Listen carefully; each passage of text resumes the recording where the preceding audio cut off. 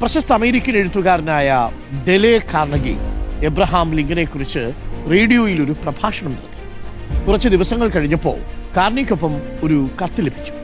പ്രഭാഷണത്തെ രൂക്ഷമായി വിമർശിച്ചുകൊണ്ട് എബ്രഹാം ലിങ്കന്റെ കടുത്ത ആരാധികയായ ഒരു സ്ത്രീയാണ് കത്ത് എഴുതിയത്. പ്രഭാഷണത്തിൽ വസ്തുതാപരമായ ഒരുപാട് തെറ്റുകൾ സംഭവിച്ചതിന്റെ അമർഷമാണ് ആ കത്തിലുണ്ടായിരുന്നത്. ഒപ്പം മുന്നൊരുക്കങ്ങളില്ലാതെ വലിയ മനുഷ്യരെക്കുറിച്ച് പ്രസംഗിക്കാൻ പോകരുത് എന്ന ഉപദേശം. കത്ത് വായിച്ച കാർണഗി ആകെ അസ്വസ്ഥനായി. ഉടൻ തന്നെ ഒരു പേനയും കടലാസും എടുത്ത് രൂക്ഷ ഭാഷയിൽ കാർണഗി മറുപടി എഴുതി ഇത് ഉടൻ പോസ്റ്റ് ചെയ്യാൻ സഹായിയെ വിളിച്ചു. എന്നാൽ രാത്രി ആയതിനാൽ അയാൾ ജോലി കഴിഞ്ഞ് പോയിരുന്നു. ഇതോടെ കത്ത് അന്ന് പോസ്റ്റ് ചെയ്യാൻ പറ്റിയില്ല. രാവിലെ പോസ്റ്റ് ചെയ്യാൻ മാറ്റിവെച്ച ശേഷം കാർണഗി ഉറങ്ങാൻ കിടന്നു. രാവിലെ കത്തൊന്ന് തുറന്നു വായിച്ചു. അദ്ദേഹത്തിനൊരു കുറ്റബോധം തോന്നി. ഇത്രയൊന്നും കടുത്ത വാക്കുകൾ പറയേണ്ടിയിരുന്നില്ല.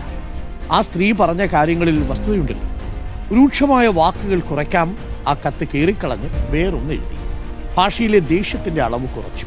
ഒപ്പം അദ്ദേഹം ഇങ്ങനെ ചിന്തിച്ചു, നേരം വെളുത്തപ്പോഴേക്ക് ഇത്രയും മാറ്റം വന്നെങ്കിൽ കുറച്ചുകൂടെ സമയം നമുക്കൊന്ന് കാത്തിരിക്കാം. ഇനിയും ചിന്തകൾ മാറിയാലോ? അന്ന് വൈകുന്നേരവും തുടർന്നുള്ള ദിവസങ്ങളിലും കാർണഗി കത്തിൽ മാറ്റം വരുത്തിക്കൊണ്ടേയിരുന്നു. അങ്ങനെ 8ാമത്തെ ദിവസം പോസ്റ്റ് ചെയ്ത കത്ത് നിറയെ സ്നേഹവും സൗഹൃദവും നിറഞ്ഞ വാക്കുകളായിരുന്നു. പിൽക്കാലത്ത് കാർണഗിയുടെ ഏറ്റവും അടുത്ത സുഹൃത്തുക്കളിൽ ഒരാളായി ആ സ്ത്രീ മാറി. ആദ്യ ദിവസം സഹായി ജോലി കഴിഞ്ഞു പോയിരുന്നില്ലെങ്കിൽ, ആ കത്ത് പോസ്റ്റ് ചെയ്തിരുന്നെങ്കിൽ കാർണഗിക്ക് അങ്ങനെയൊരു സുഹൃത്തും നമുക്ക് പറയാൻ ഇങ്ങനൊരു കഥയും ഉണ്ടാവില്ലായിരുന്നു. പ്രിയപ്പെട്ടവരെ, അതങ്ങനെയാണ്. ആ സമയത്താണ് നമ്മൾ പൊട്ടിത്തെറിക്കുക.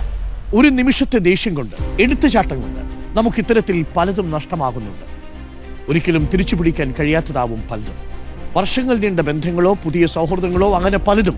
അതിനാൽ 100 വട്ടം ചിന്തിച്ച ശേഷം സമയമെടുത്ത് പ്രവർത്തിക്കുക. വാക്കുകൾ സൂക്ഷിച്ചുപയോഗിക്കുക.